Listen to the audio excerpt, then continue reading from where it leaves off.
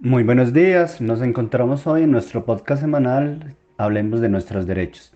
en el cual hablamos de derechos humanos desde una perspectiva simple y jovial, con el propósito de acercar esa temática a todos los ciudadanos para que utilicen esta información en su vida cotidiana. Damos apertura a nuestra segunda temporada el día de hoy, en la cual abordaremos los derechos económicos, sociales y culturales, hablando especialmente del derecho a la salud. Para charlar de este derecho nos acompaña hoy Natalia Herrera. Ella es abogada, especialista en defensa de los derechos humanos de la Universidad Santo Tomás y es miembro de la Asociación de Usuarios de Servicios de Salud, a quien agradecemos que nos acompañe en este capítulo del podcast por ser el derecho a la salud un derecho tan sensible para todas las personas. Para empezar, Natalia, cuéntanos a qué te dedicas y cuál es tu experiencia en la defensa de los derechos de los pacientes en Colombia. Bueno, en primera medida, muchas gracias por invitarme a participar de este espacio. Yo soy abogada y especialista en defensa de los derechos humanos de la Universidad Santo Tomás. Adicionalmente, soy integrante de la Asociación de Usuarios del Servicio de Salud. He trabajado en organizaciones no gubernamentales defensoras de derechos humanos por aproximadamente 10 años,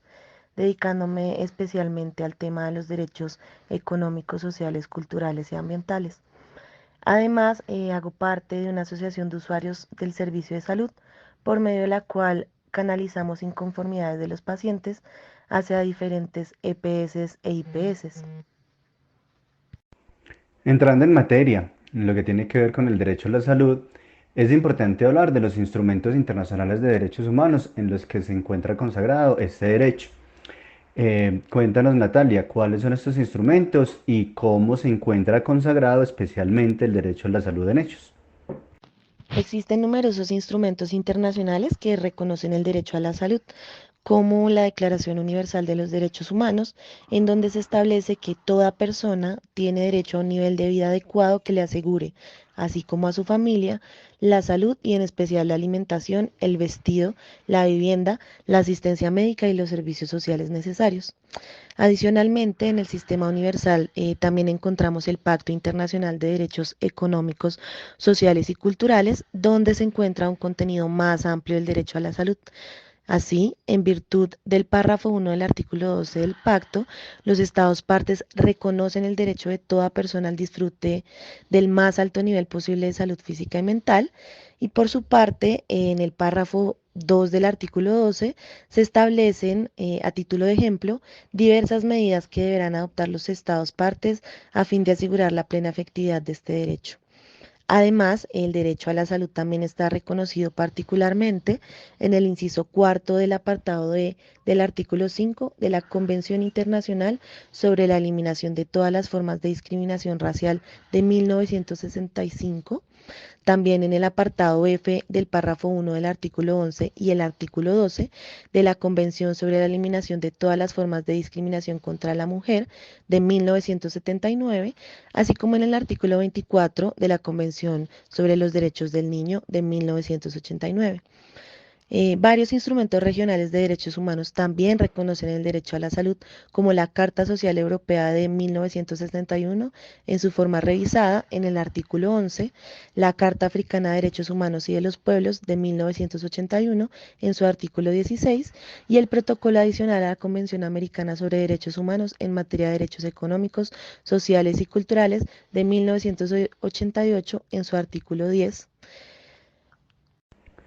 En la primera temporada abordamos el tema de los organismos de los sistemas de protección de los derechos humanos y de la función que tienen de brindar herramientas que sirvan para la interpretación de los derechos, especialmente sobre el derecho a la salud con cuál se cuenta. Entre otros, el que considero que puede ser más importante es la observación número 14 del Comité de Derechos Económicos, Sociales y Culturales del año 2000, en el que se hace una observación sobre el artículo 12 del Pacto Internacional de Derechos Económicos, Sociales y Culturales. Según esta observación, ¿cómo se debe entender el derecho a la salud? De acuerdo con lo observado por el Comité de Derechos Económicos, Sociales y Culturales, al analizar el artículo 12 del Pacto Internacional de Derechos Económicos, Sociales y Culturales, Se especifica que el derecho a la salud no se debe entender como un derecho, digamos, a estar sano, sino que se debe entender como un derecho al disfrute de una serie de beneficios, servicios y condiciones para alcanzar el más alto nivel de salud física y mental. En ese sentido, como determinantes de la salud, también está el acceso al agua potable, a unas condiciones sanitarias adecuadas, al suministro de alimentos sanos, a una nutrición acorde, a una vivienda digna, a condiciones laborales sanas, a un medio ambiente e información sobre temas relacionados con la salud y particularmente también la salud sexual y reproductiva. Uno de los elementos en los que más énfasis han hecho nuestros anteriores invitados es en el que tiene que ver con los elementos constitutivos de los derechos. Todo es que a través de estos se puede entender el contenido de cada uno de los derechos. ¿Cuáles son estos elementos específicamente para el derecho a la salud? La observación número 14, a la cual he venido haciendo referencia, nos señala que los elementos del derecho a la salud son los siguientes. En primera medida, la disponibilidad, que se refiere a que el Estado o los Estados partes deben contar con un número suficiente de establecimientos, bienes y servicios de salud. En segundo lugar está la accesibilidad, que implica que los establecimientos, bienes y servicios deben ser accesibles para todas las personas sin discriminación alguna, lo que incluye la accesibilidad física, económica y también el acceso a la información. También está el elemento de la aceptabilidad, que es básicamente que los establecimientos, bienes y servicios de salud deben ser culturalmente aceptados. Y por último encontramos el elemento de la calidad, que implica una excelencia en la atención y el tratamiento que reciben las personas por parte de los profesionales de la salud y de las instituciones médicas. En ese sentido, implica que los servicios de salud sean seguros, efectivos, oportunos, eficientes, equitativos y que también estén centrados en el paciente. La calidad también abarca aspectos como la comunicación entre el personal médico y los pacientes, la disponibilidad de tecnología médica avanzada y también la higiene en las instalaciones. Después de tener claros estos elementos del derecho que nos acabas de mencionar, creo que nuestros seguidores se pueden preguntar por la forma en la cual se materializan. ¿Nos podrías hablar de esto, por favor? Bueno, para dar respuesta a esta pregunta, en primera medida, recordemos que los instrumentos internacionales de derechos humanos establecen una serie de obligaciones en cabeza de los estados para la materialización de los derechos, que son las de respetar, proteger y garantizar. ¿Y cómo se concretan esas obligaciones para el derecho a la salud?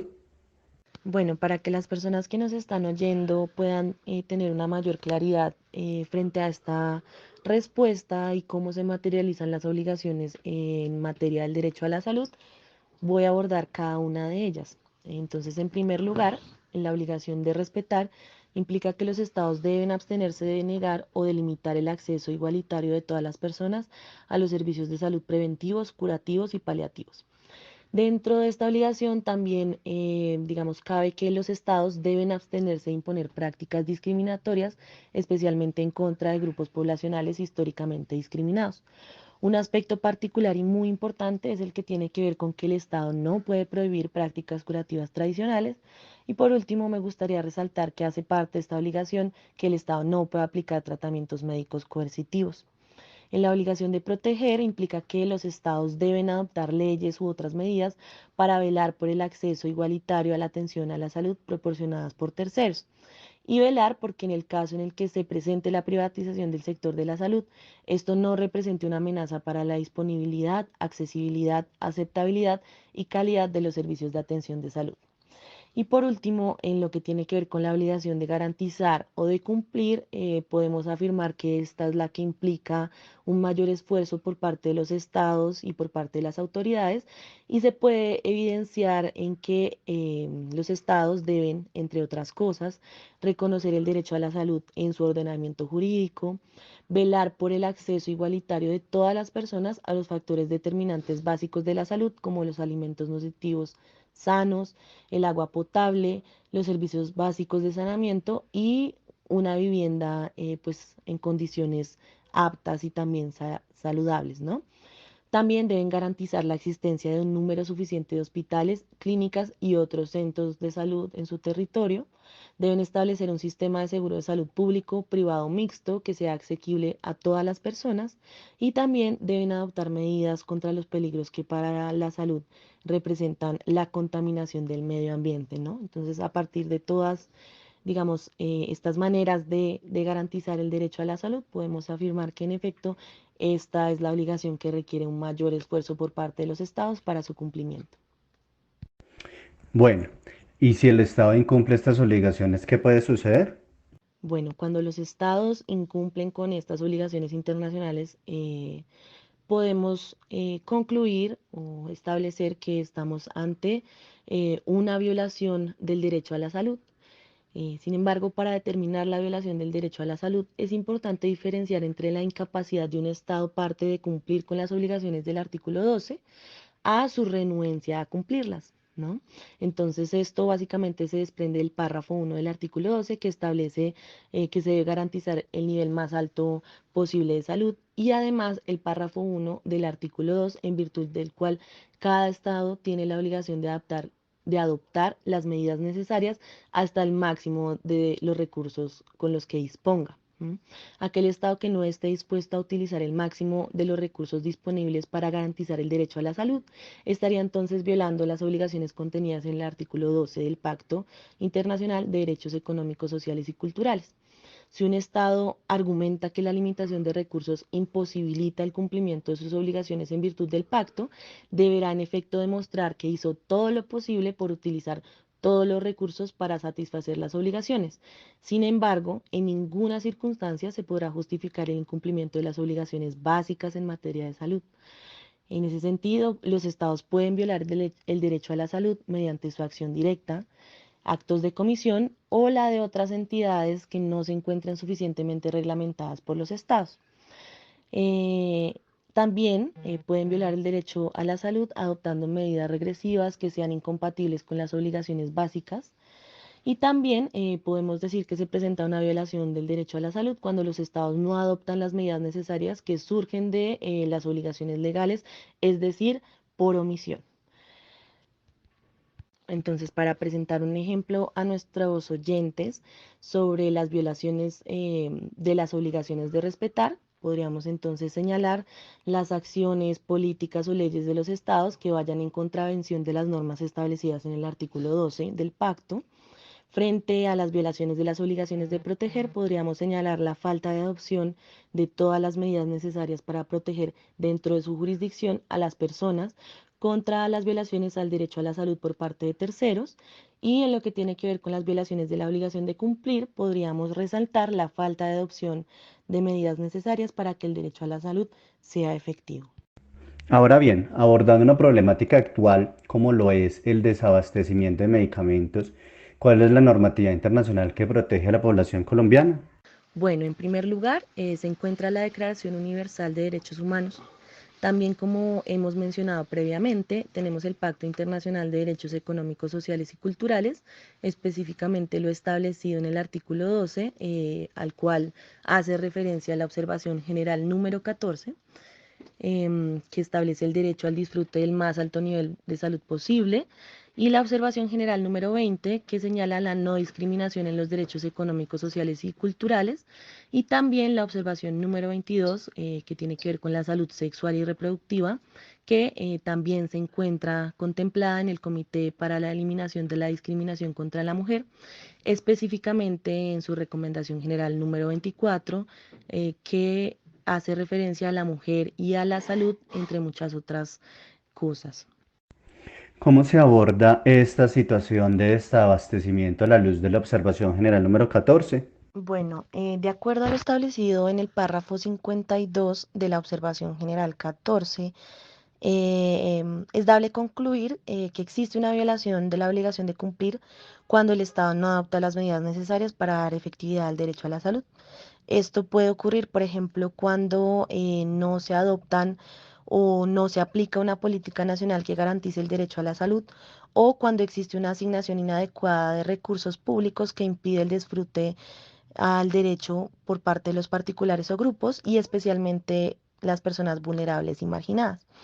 Frente al contenido normativo del derecho a la salud definido en el apartado 1 del artículo 12 del Pacto Internacional de Derechos Económicos, Sociales y Culturales, de acuerdo con la observación general 14, se establece que no debe entenderse el derecho a la salud como el derecho a estar sano, sino que el derecho a la salud entraña libertades y derechos. Entre las libertades figura, por ejemplo, el derecho a controlar la salud y el cuerpo, con inclusión de la libertad sexual y genésica, y el derecho a no padecer injerencias, como el derecho a no ser sometido a torturas ni a tratamientos y experimentos médicos no consensuados. En cambio, entre los derechos figura el relativo a un sistema de protección de la salud que brinde a las personas oportunidades iguales para disfrutar del más alto nivel posible de salud. El concepto del más alto nivel posible de salud, ¿no? A la luz de la observación general 14, ¿cuál es el concepto de más alto nivel posible de salud? De acuerdo con la observación general, este concepto hace referencia a las condiciones biológicas y socioeconómicas esenciales de la persona como los recursos con que cuenta el Estado. El Estado no puede garantizar la buena salud ni puede brindar protección contra todas las causas posibles de la mala salud del ser humano. Ello implica el disfrute de toda una gama de facilidades, bienes, servicios y condiciones necesarios para alcanzar el más alto nivel de salud posible. Natalia, cuéntanos cuál es la responsabilidad que tiene el Estado frente a esta escasez de medicamentos y qué medidas consideras que se deben implementar. Bueno, además de cumplir con las obligaciones básicas que se establecen taxativamente en los párrafos 43 y 44 de la Observación General número 14, el Estado tiene la principal responsabilidad de utilizar el máximo de los recursos de que disponga para dar efectividad al derecho a la salud. Frente a la escasez de medicamentos particularmente, tenemos que señalar que el Estado puede implementar varias medidas como establecer políticas para garantizar la adquisición oportuna y eficiente de medicamentos esenciales y también, por ejemplo, regular los precios de los medicamentos para de esta manera evitar aumentos injustificados durante periodos de escasez. También frente a la escasez causada por problemas de suministro internacional, los estados pueden facilitar la importación de medicamentos de otros países y también incentivar la producción local para reducir la dependencia de las importaciones. Natalia, muy interesante todo esto que nos acabas de contar. Yo creo que nuestros oyentes estarían esperando entonces que tú nos puedas brindar una conclusión alrededor de este tema del desabastecimiento de medicamentos que estamos viviendo en este momento en nuestro país. En aras de concluir también y presentar una reflexión en torno a digamos, la problemática de la escasez y el desabastecimiento de medicamentos, que ha sido pues algo, es un tema muy álgido, ¿no? También en medios de comunicación y pues genera también mucha preocupación entre los usuarios y usuarias del sistema de salud. Es importante señalar que,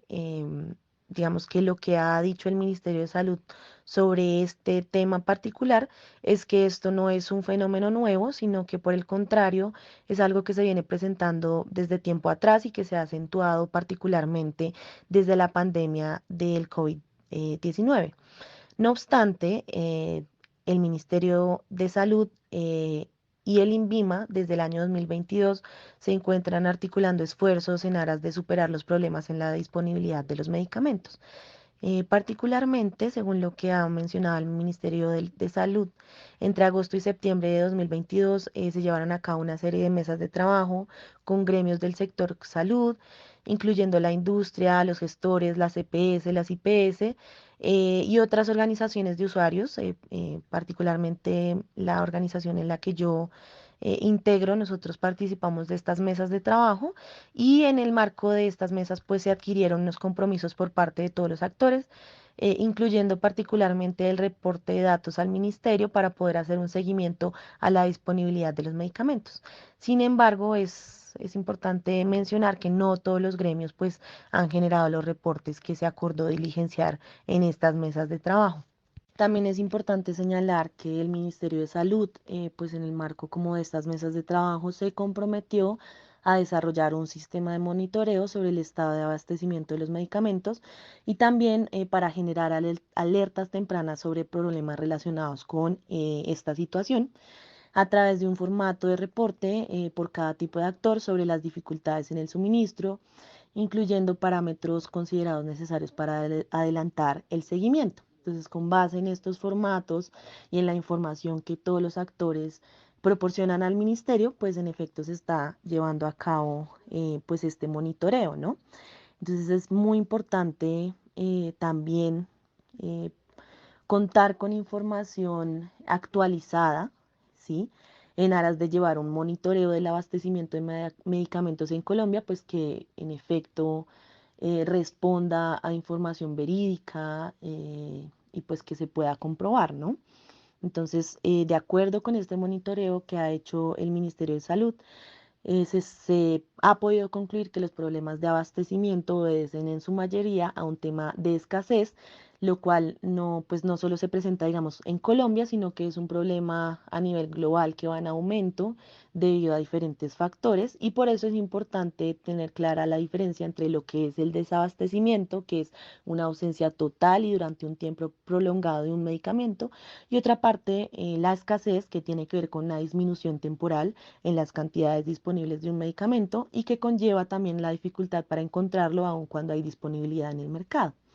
Entonces es muy interesante un poco también poder, eh, pues que las personas que nos están oyendo puedan acceder a este sistema de monitoreo del abastecimiento de medicamentos en Colombia, donde no solamente pues se presenta información sobre el plan de acción para el abastecimiento de medicamentos del Ministerio de Salud, se presenta también un consolidado del abastecimiento de medicamentos, también digamos, se presenta información relacionada con estas mesas de trabajo de abastecimiento en las cuales les comento que hemos venido participando. También se presentan los informes institucionales y también pues hay como una serie de información relacionada con campañas institucionales del Ministerio de Salud encaminadas a hacerle frente pues a esta situación en aras de que pues el derecho a la salud sea garantizado de manera efectiva en nuestro país. Natalia, no queda más que agradecer.